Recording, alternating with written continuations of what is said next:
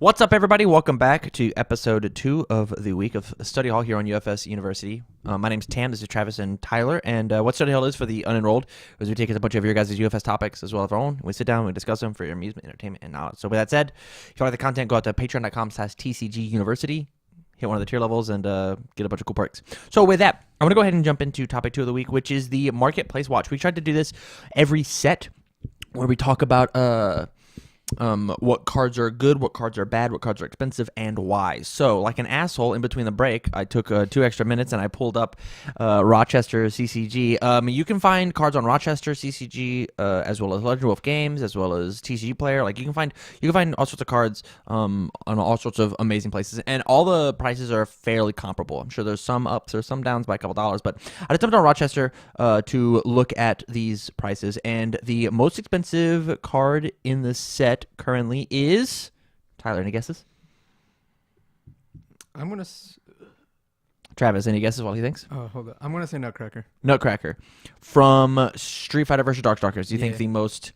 I'm gonna give you one more chance. First, from Street Fighter versus Darkstalkers, you think the most expensive card is Nutcracker? Did you say from the set? Yes, I did say from Street Fighter versus Darkstalkers. I thought you just said was the most expensive. No. And Fatality technically has it beat. Nutcracker is 45. Fatality is 51. I just paid $51 for one today. Nice. I don't know. I didn't think about Rochester. Street Fighter versus Darkstalkers? Yeah. Travis, what do you think? Right into that microphone. Tell me. Whisper Sweet Nothings. Jetta's Ultra Rare? Good call. It is Jetta's Ultra Rare. Sangue Sacrificial. Why do you think this card is the top of the list? Do you think this card is nuts? Yeah. I haven't played against it yet. I also think this card is nuts. Yeah, I think this card is really good. Have you not played against Jetta yet? I've played against Jetta, but I don't like this card. I don't think ever like stood out to me. Oh, okay. Like I think for it to be qualified as like the most. So if it's the most expensive card in the game, the set, I mean, then that means it must be very, very good, right? And or hard to get. Sure, like it's in ultra rare, I'm assuming. So, I don't want you on eyes. But like when I faced Jetta, there wasn't any time where I was like, oh my god, like fuck that card. Like this isn't Raptor's ultra rare, or this isn't Akuma's ultra rare. Okay. I think Akuma's rare is way worse than Akuma's ultra rare, but whichever one's the one that like cancels enhances. Oh, that's his ultra rare, but sure. Yeah, I hate that card. It's so annoying to play against. I also play against James though, who is the lamest player in the game. So absolutely, he is takes full advantage of it. Travis, do you agree? Do you think this should be the most expensive card? It is currently stocking in at $36 on Rochester. Well, as someone who plays Jetta 1 dot, yes, I think that card's very good. I think that card is actually disgusting in both Jetta 1 and Jetta 2. I totally agree. Is this the multiple 2-1? No, this is the discard momentum. If you're Jetta, draw 2 cards, and we both pick a card and put it in each other's momentum. From our staging areas? So Jetta gets to pick whatever foundation he doesn't like, as well as Jetta himself blocking, and I'm talking about Jetta 2, blocking and moving cards into momentum already. Mm-hmm. And so you're going to, after I block, I'm going to pick all the cards that I don't want to go to momentum. And this card is like, that one, look at that card that I don't want you to have. Whoop, it's gone. Yep. And then they pick a foundation, sure, but essentially, would you blow up a foundation to draw 2 cards? Yeah. Yeah, absolutely you would. That's all it's doing is they pick a foundation to blow up and you draw 2 cards. I mean, like if I'm Akuma and it's my admission fees, I probably wouldn't blow that up. Yeah. Draw 2. Sure. So they get to pick whatever. I like you're not Akuma, you're Jetta. So right. Yeah. I'm saying like yeah. You're not Akuma, you're Jetta. Sorry to go interrupt. Ahead. No, you're fine. Just to I understand now. I get it. Just imagine this. I want you to imagine this situation, Tyler. So imagine you block with, I don't know, over the top. You're playing Jetta 1. You reversal with this card. You say, okay, well, I'll debuild you 1. You debuild me 1. I'll stun you 1, and then I'll shove a card in your card pool. Yeah. Yeah, it's incredible. And if you happen to have momentum, you just draw 2 on your opponent's turn. It's like, it's more stuff I get to do. You do have momentum. Oh, for sure. You do have momentum because you built one. Yeah. Yeah. So, like, you draw 2, you stun 1. In Jetta 2, it's also 1,000 damage. Mm-hmm. Like, it just becomes massive because of it's going to get at least +1. And it'll get another +1 because they shoved 1 in. And if you didn't respond on the block and you wanted to first enhance with Jetta, if they had no momentum, you they add one of their committeds in the draw. Like, it's neato. It's a real neat card. It's real cool. Next card is Flipcat. Flipcat is it says out of stock, but I want to say it was like 30 when I looked earlier. Flipcat, I think, might be in here locally in Omaha the slept-on card of the set. Yeah.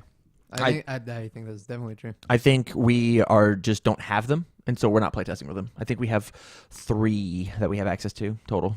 Or we have people that just think it's a bad card. Like me. And James. I don't think it's amazing, but I think in particular decks, I think it's very good. I think it suits a niche, and it fulfills that niche very well. If you need a momentum outlet. Yeah. Yeah. It's a good momentum outlet.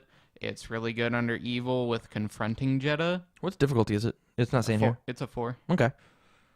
Yeah, it's a 4/3. Okay. It's got very good stats. I dig it. I totally dig it.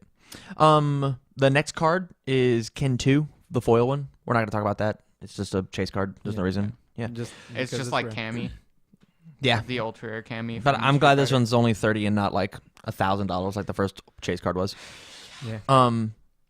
The third card on the list is Soul Devourer. You've been playing Gil a bunch. Is this card good? Yes. It's actually a lot better than like I originally thought it was. Yeah. Yeah. So like defensively, like just being able to draw to cycle through your deck and extra 2 cards is really good. Especially as a 500 as Gil. Yeah. So like what'll happen is you can hold 1 in your hand and then you could just use that as your only block, hoping that they don't just throw high attacks at you. Yes. And then Could you imagine this thing had a mid? Oh my god. yeah. Oh man. And then you block with it, and then you've now drawn 4 cards that turn instead of 2. Yeah. And you can either waste blocks so that you draw more attacks, or you could you can review and whatnot. All the good stuff that happens when you have a bunch of cards in your hand. Mm-hmm. But yeah, like it helps you cycle through your deck a little bit faster. Yeah, I like this card. I'm surprised it's somewhere between the $30 and $20 because on the mobile app I can't see it. At that and the next card which we'll talk about, and I'll just go and bring it up here, Hurricane of Death. Both these cards are 6 diff. Both these cards are just their characters ultra rare.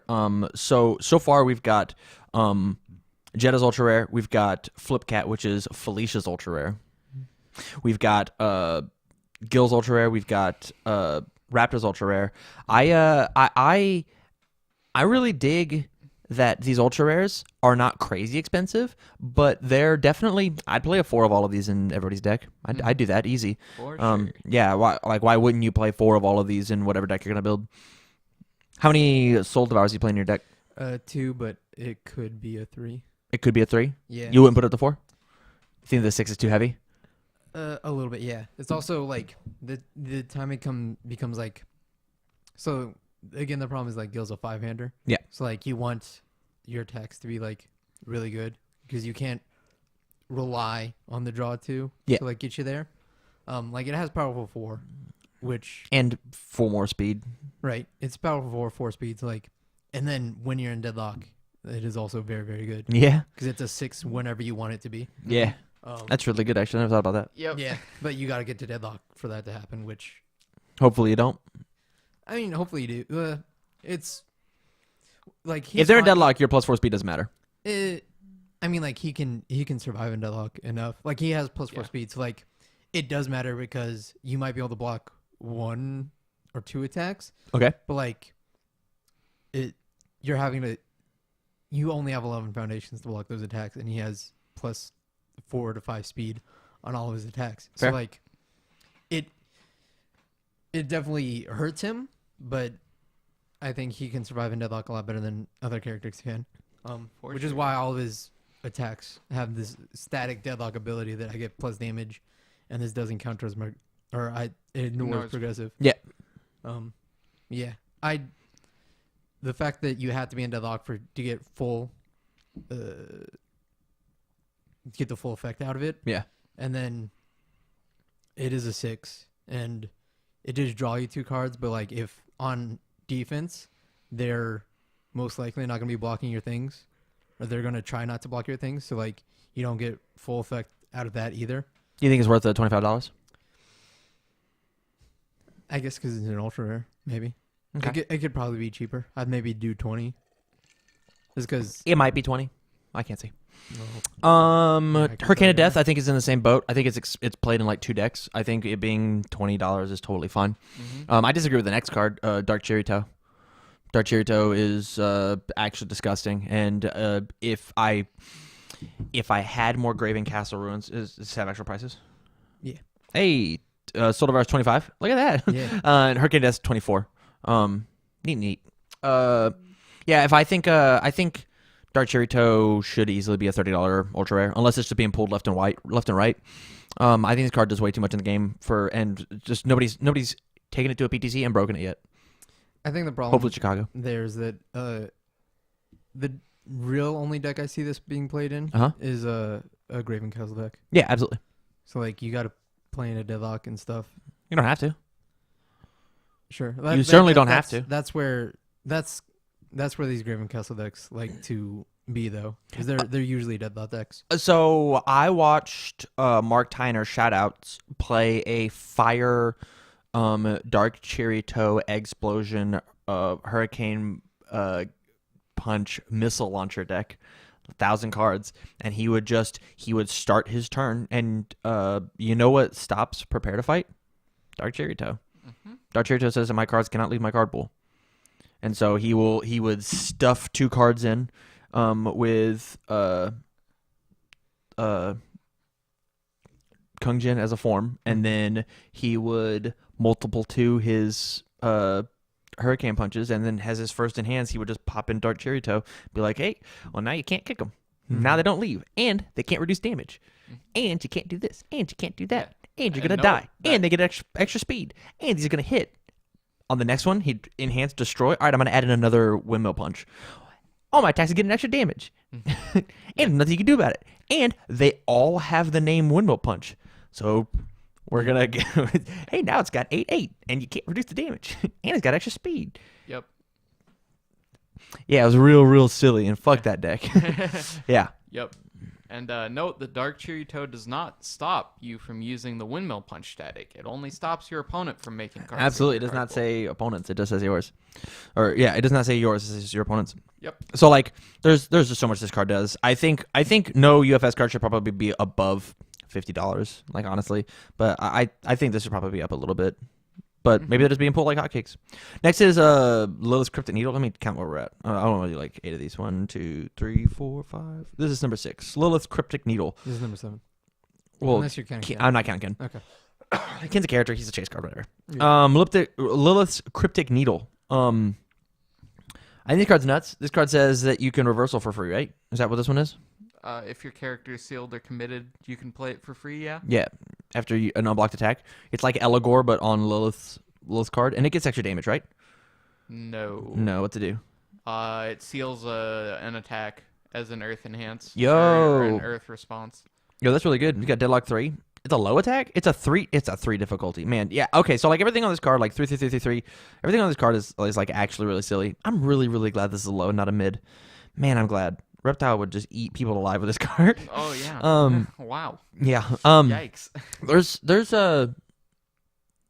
There's something to this card where like you never want to see it, and the fact that like Lilith loves having a bunch of stuff in her card pool, and so maybe blocking reversaling actually is tough because like you block reversal, add a card somehow, and then like, oh man, they're gonna hit through another attack. I'll just body it and play this reversal, and now all these cards are in my card pool.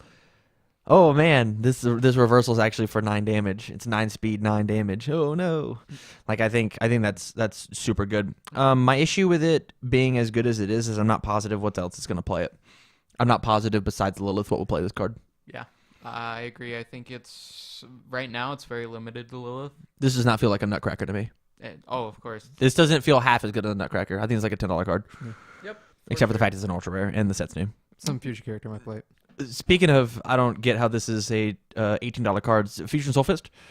Yeah, I think that definitely should be more. The- That's crazy. Just because it's a good in everything. Yeah. It's so generic. It's speed is all over in this game, like all over, and all it says is like if it's more than printed. If you get a +1 speed, I'm gonna draw 2, gain 2. Especially under those symbols. Yeah, Like those symbols just have like all the speed.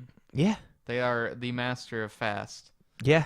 Like this in Vega, this in Scorpion, this in like there's so much. Could you imagine giving this thing throw with Kodokan and just like pumping it speed by 1? Just somehow. Just however you want. Mm-hmm. Yeah. Yeah. It's just it's a little silly. And then I'll Templar by discarding momentum. Yeah. Which I probably got with Kodokan. Yep. Like It's really cool. this card's very, very good. The next one is Unite, which I also think is incredibly slept on card. I think Unite, Card's so good. $17. I think this card is absolutely disgusting in any aggressive deck. If you want to play an aggressive deck, I would play this. I guess I wouldn't in Lord Raptor. Just kidding. Under air, cannot do that. It's an enhance. But yeah, I think there's a deck that we have not seen. I think this in Void might be really good. Mm-hmm. I think this under air, being able to clear your card pool and block some more with like Templars and whatnot is very good. I think there's a lot of utility with this card that we just have not seen in the PTC circuit. Yeah. Just I because. think it's because you have to block Yep. to do anything with it. What? And Oh, also this thing snap momentum for free. Yeah. This thing snap momentum on your opponent's turn. Its cost is adding it to your momentum. Yeah. I think this card covers both the paradoxes of UFS, which is people gotta live and people gotta die. Yeah. And it's on a 1-diff action. Mm-hmm. It's a If- very good defensive and an offensive piece. For you've played Dragon Ball, this card's Sensu Bean, and that card's like a $10 common in that Mhm. game. Yeah. And that card's game's very good. That game's way bigger than us, and they have like I don't want to say real prices because like we just have a smaller sample size, and so they have more people who are willing to like pay or not pay for cards. Yeah, I mean, And so like I'd rather have a character card anyways, or a card in my likeness, personally, as far as prize support goes. we're not talking about that, but Well, but what I'm saying is like the price of this card is $17 and an yeah. ultra rare, and that card's a common at $10. Like there's a reason this card's so expensive. yeah. Yeah. But at the same time, maybe it's possible that the fact that UFS and Dragon Ball are different games, that maybe Unite just does not have, maybe discard a card for plus 2 to your check is not good. Maybe. Who knows? I think the last card that I'm going to talk about is Akuma's ultra rare, Sekya Kurashua. I don't know. Weeb stuff. Yep. Moonspeak. Yeah, this card's insane. Talk to me about it. You two hate Akuma, so I'm just gonna let you chit chat to each other. I definitely think that it might. So like, what I'm not getting is why this is a $11 card in admission. Well, I get why admission fee is an $18 card. When It's this hard is to get. 11, right? But like, if the idea behind that is Akuma made this card insane, and Akuma's really good, so this card's got to be expensive. Then why isn't this more expensive? Because this isn't played at a 4 of in a deck. This is not a 2-year-old card. This is not a rare that people ripped up and threw away. This is an ultra rare that people will keep in the book, and it's currently being printed in syndication. Wow. Circulation. Whatever. Right.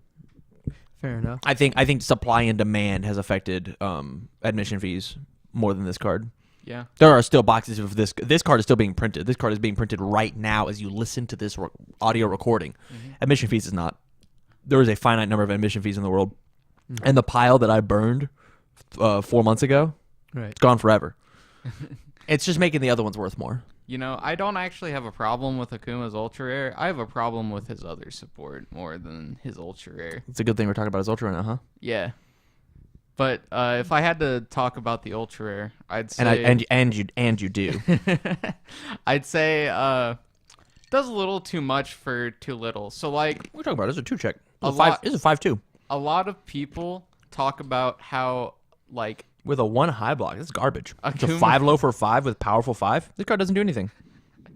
how Akuma in Respond general revoke. This is garbage. gets rewarded for as a cost. So like his abilities and most of his stuff, their costs aren't like detriments to him, which is what a cost should be. They're rewards. So removing a face down, I guess it's kind of a detriment, but you're canceling a thing in return for removing a face down, which you're getting one on every attack.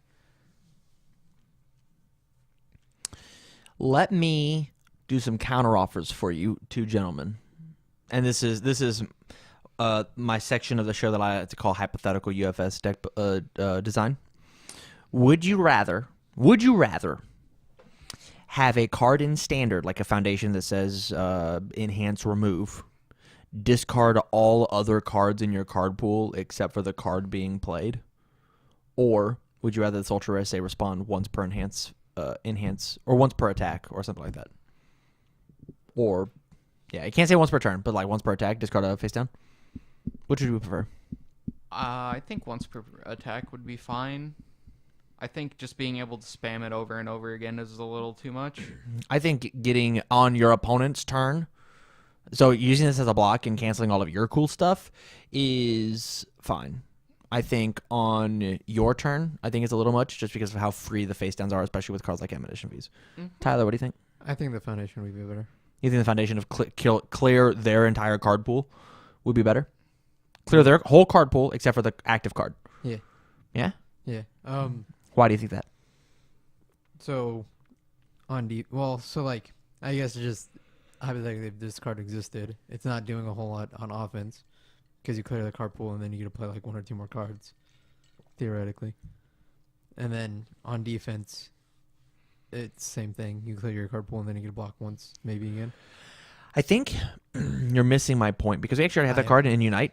I'm saying clear your opponent's card pool. Enhance, remove, clear your opponent's card pool except for the active card.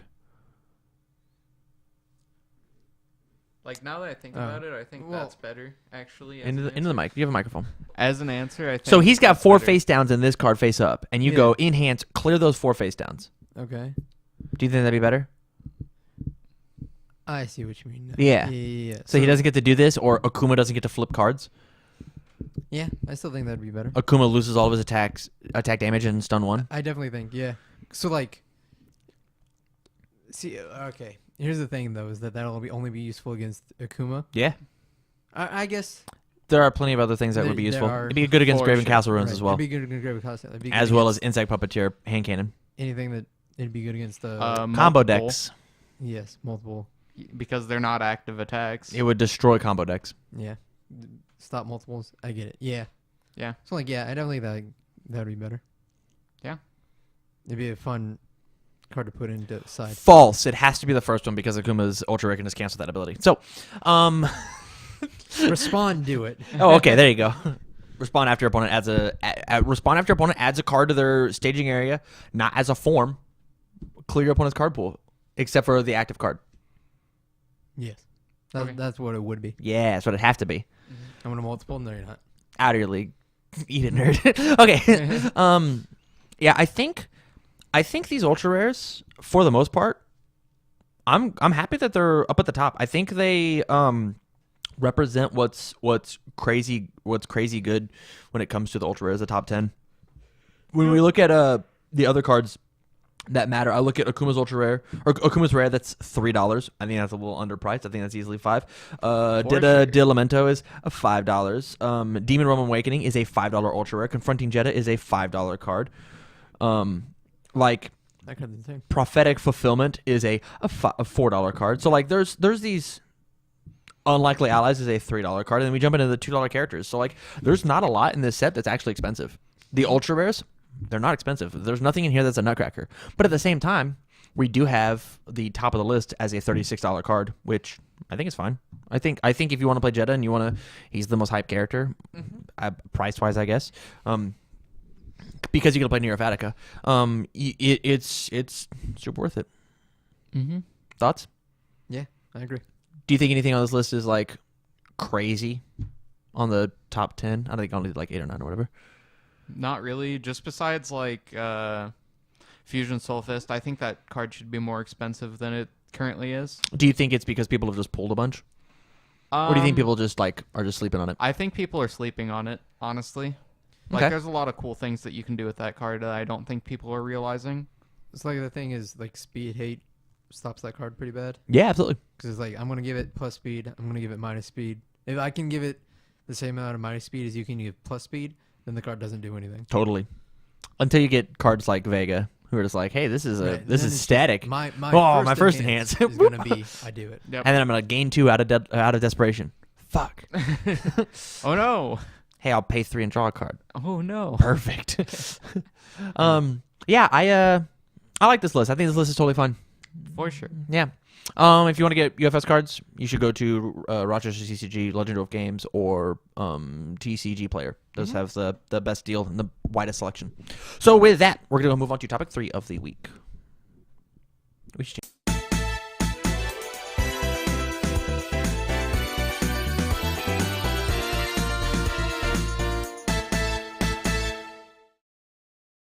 Hey guys, thanks so much for watching this week's episode of Study Hall. If you like this video a lot, go ahead and you can click on this one over here to see last week's video of Study Hall. This one over here is going to be a playlist of our past study halls that we've been doing, or any of our other past content.